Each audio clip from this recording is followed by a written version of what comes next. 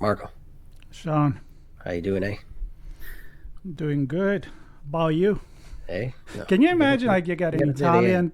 An Italian trying to do a Canadian accent? So I don't know. Really, you had to go there? You I hate me do that have to go there. much? You know I do hate you that much. what I mean? Hate to love you that much. Well, No, I'm Canada, Canada. I Toronto know. more It's at that specifically. time of the year. It's that time of year. The foliage is falling, getting like all beauty. Well, if people listened to the episode last year, I drove up from Manhattan to Toronto. Took a week, It took and you a that while took because it you took were me a stopping while every minute. because I stopped every minute and I hiked all over the place. It was a non-cyber drive. It was really cool. A lot of pictures, a lot of color. And then I got to Toronto and saw a lot of friends and met some new folks and talked all things cyber that we Yep. can. It's coming up again. Last day of September, first day of October. I think it Yeah. crosses over. And that's sector, which you haven't That's said Sector, yet. So which is a Black sector. Hat conference. Exactly. Yeah, and we love Black Hat, so We we're gonna do. be there too. Although I'm sorry to break it to you, but you don't get to take pictures this I don't. year I don't get to because drive we're up. doing a remote coverage, which I is know. still fun, especially before the event, and that's what we're doing here today. Why don't you go ahead and introduce the guest? Well, I think the guest is Kristen Goodwin, Cristin Flynn Goodwin. Thanks for joining us.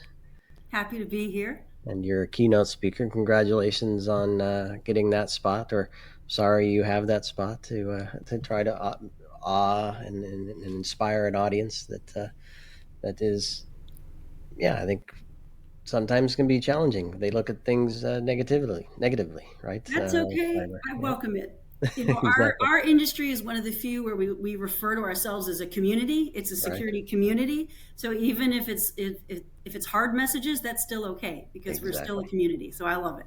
Yeah. No, And I love it too. there is a community that love a challenge. This is the one, right? Exactly. It's not. It's okay if you start with everything is.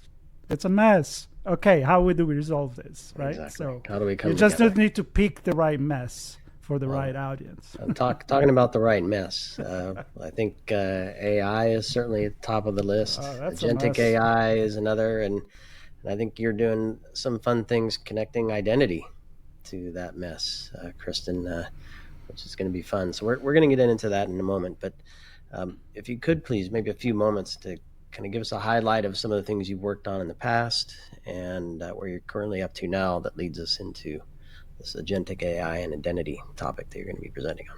For sure. I got my start as a baby lawyer, not in cybersecurity, but in securities. And I worked on the 85th floor of Tower 1 of the World Trade Center. And I Wow. knew that that was not the role for me.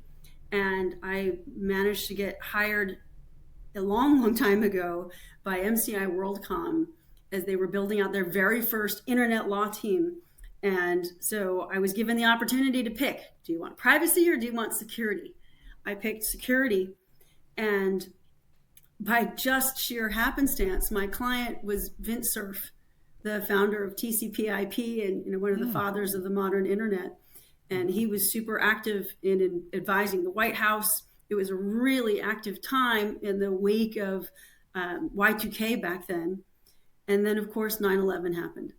And so we became extremely active in working with the White House. And I never looked back on cybersecurity. That just became my mission in life.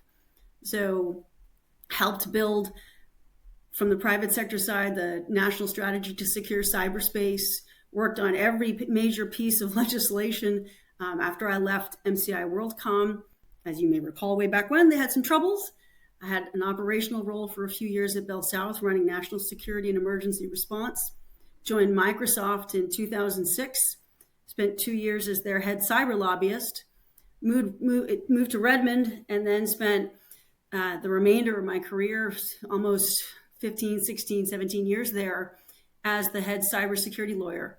So I was supporting the Microsoft Security Response Center, the Microsoft Threat Intelligence Center, and responsible for coordinating and sharing information with governments all around the world. So for the past 25 years, I've been at the epicenter of almost every major incident we've had. Since leaving Microsoft, I have set up my own law firm where I work with companies, particularly cyber lawyers, helping them work through cybersecurity incidents and set up plans and programs inside their companies.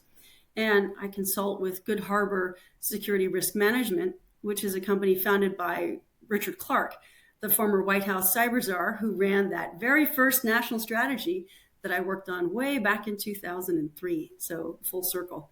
So I still stay incredibly active in cyber, but that story arc of the impact of 9/11 and how I get to look for opportunities to have impact and solve hard problems has been persistent throughout.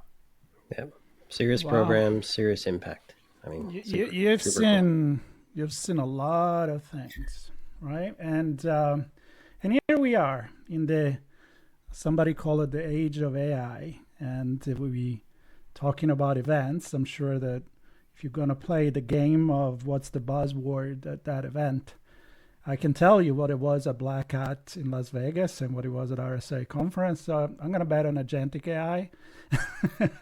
And I know that actually that's kind of like at the core of your keynote session. So why did you pick that? Is it part of your everyday consulting? Like it's coming up a lot? It absolutely is. I mean, Agentic AI is front of mind for everybody. It has to be. Ever since November of 2022, when ChatGPT burst into our public consciousness, it's hard to imagine we lived in a time before it. It's become so embedded in our day-to-day lives. But as AI, and particularly agentic AI, becomes more a part of our lives, it also reminds us that we had this huge gaping problem in cybersecurity that came before that we hadn't solved. And that's the problem of identity. And the identity issue for people, which is where we started in the internet, has not yet been solved. A lot of consumers don't have MFA applied on even some of their most important accounts. Maybe a bank account, lots of other accounts, probably not. When you're in companies, depending upon the size of the company, your mileage may vary on the strength and the depth of identity and access management protections. And so as we take the backdrop of the sort of turmoil we have in identity and access management just pre-AI, and then we put this accelerant on top of it, where every AI agent can exist, that's frightening, especially if you're a CISO, when you think about the risks of liability and the risks of regulators coming in once attacks and exploits happen, wanting to know why these issues weren't being remediated. So this is a front of mind conversation. Before I let Sean go, I'm smiling and laughing by myself because I'm thinking about that very famous joke that nobody knows you're a dog's on the internet. That was from 1996, I believe. And so talking about identity, it was just a completely different problem back then. But you're right. I mean, identity is being at the core of everything happening on the web. Either they know you're a dog or not, or they think you're not, or maybe now is an AI dog. That's absolutely. And if you think about one of the things we know about cyber attacks and attackers is that it's easy to be lazy. Why go invest in creating a brand new type of attack when you can take something that you know works well and repeat it? So we know that elder fraud and abuse online is a tactic that works well. We also know that spoofing is an attack tactic that works well. You can anticipate that attackers are going to figure out how to have AI agents that might look like somebody's bank and might have all the logos and act like somebody's bank. But you can anticipate that they're going to start scooping up pertinent account information, usernames, passwords. You can just predict the abuse that will come against consumers first. And then you can also predict the more nefarious attacks that will come against agents as both cyber criminals and nation state actors figure out how is the most efficient way to go about collecting intelligence or figuring out a way to go monetize a criminal scheme. And if we don't think consistently now about how do you come up with a way to know if an AI agent is good or bad, is yours or not, is somebody to be trusted or somebody to be rejected, we are opening ourselves up to an era of turmoil that we don't necessarily have to have. This so on my show, I cover a lot of things cyber related to business operations and policies and risk management, and it tends to be looked at in terms of, am I following regulatory guidelines, and or am I protecting the business from fraud and attack and other things like that? And then I think about there's the individual as well, which you're kind of touching on here, that they have an identity and they might interact with agents that might be valid agents, they might be spoofed agents, but we're also, as humans, individuals, using AI agents, either whether we know it or not, acting on our behalf. And as we continue to automate and orchestrate our lives through phones and other applications that are connecting a bunch of services together, we're going to be using a lot of services that are AI driven, agent driven, and some of them may be good or bad. And I'm wondering, from a lawyer perspective, legal perspective, what do we have to think about as individuals as we move forward into this world of agentic AI? Yeah, I mean, it's a great question, because I think that we were just starting to see in 2023 and forward regulations that were starting to put pressure on companies, and particularly on leadership, and trickling down to CISOs, getting more responsible about cybersecurity policies, practices, procedures. The New York Department of Financial Services, the NYDFS cybersecurity regulation, is a great example of a really detailed playbook for identity and access management for a company. If you don't know where to start and you're trying to figure out what you should be doing for cybersecurity basics, start there, because if you can satisfy that regulation, you at least have a ground floor to come in on. For the individual side, there's not a lot of guidance about what to do. You're sort of at the mercy of the company that you pick from a service provider perspective, doing the right things for you.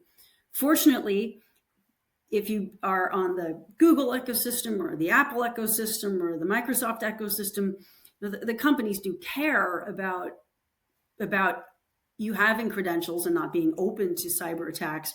The companies have their own nuances and flavors of how they go about that. The hard part for consumers in particular is that you don't have an enterprise version of defense. Consumer accounts can't be managed, so you're on your own. And there's no individual consumer who is ever going to be able to beat a persistent nation state attacker or a thoughtful cyber criminal if they choose to go after them. You don't have the tools, you don't have the technology, you don't have the abilities. And so that makes it an unfair fight. When you add agentic AI into the mix, where the attackers' emails are going to be perfect, no more grammar and spelling errors, the logo placements are going to be perfect. It will be so much harder when the attackers can use AI to hyper personalize attacks. Then the likelihood of individuals being able to determine that, at least fast enough to know before they've clicked that poisonous link, that's going to get really hard. It's funny is that before you were looking for the mistake and the spelling, and now you look, if it's too perfect, it's probably AI. Right? We went all the way around. N dashes and the M dashes. If it repeats itself, it says the same thing 5 times different ways. That's true. Now, I was reading here. Let's get into your keynotes and more specific, like, who is for and so on. But before you go there, there's one thing that I could have an entire episode of my show, which is Redefining Society and Technology, because it says that each agentic AI agent will also have its own identity.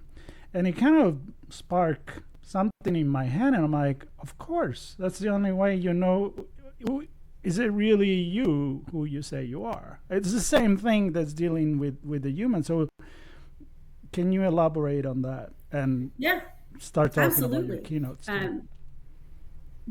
One of the things that we do not yet have is a consistent and repeatable way to identify what are the attributes of an agent and what are the attributes that should always be present.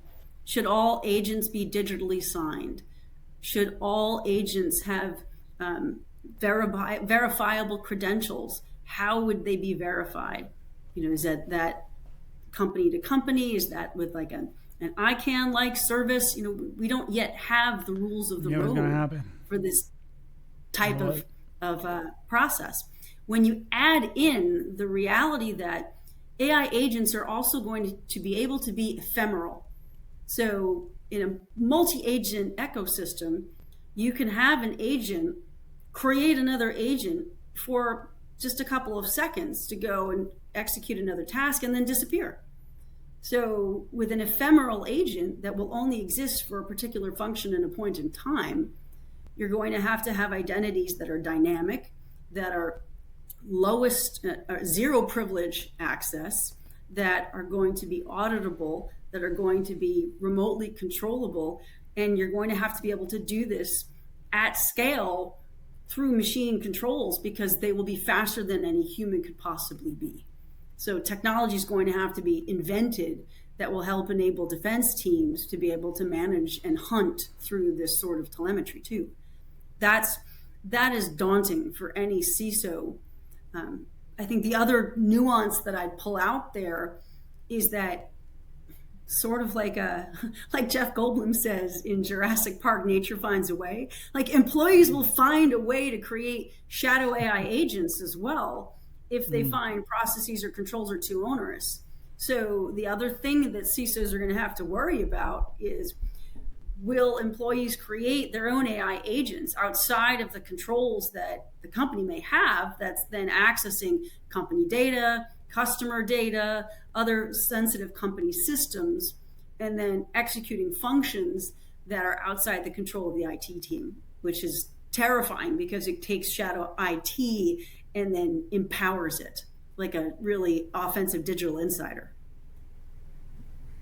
There's so much here, obviously, which is my keynote will be 6 hours long. That's right, which is why you have a keynote for one.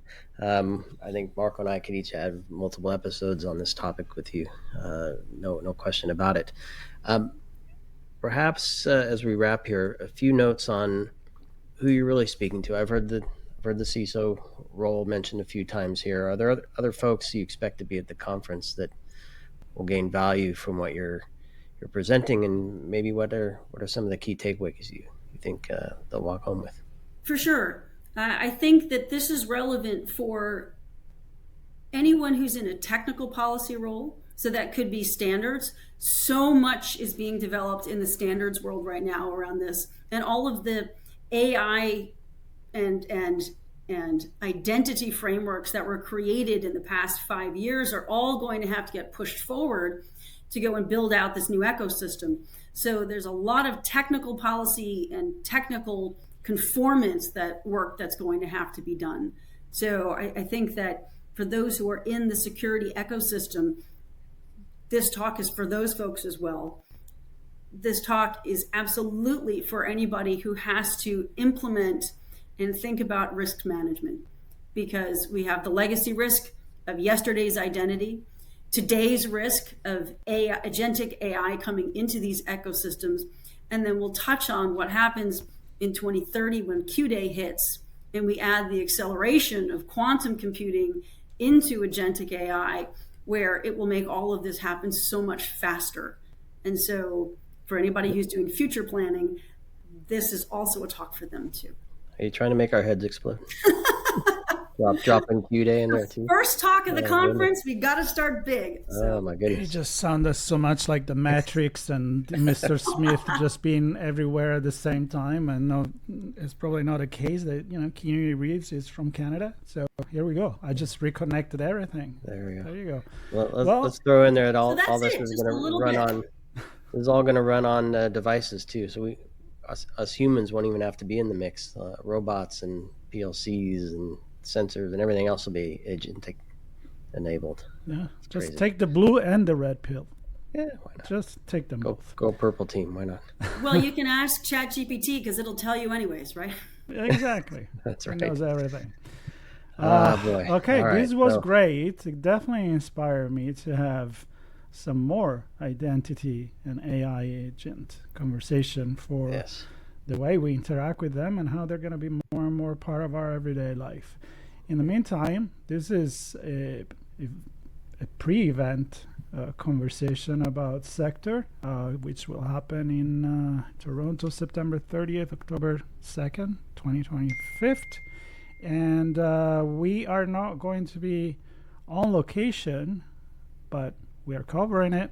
So I invite everybody to stay tuned. And for those actually that are on location, you should definitely go and check out the keynote session with Cristin Flynn Goodwin.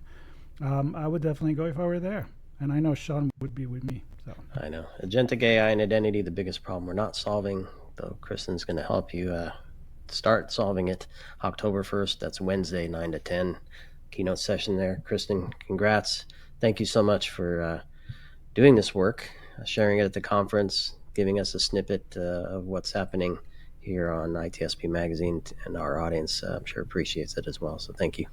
Thanks so much. I look forward to the conversation up at Sector. take care.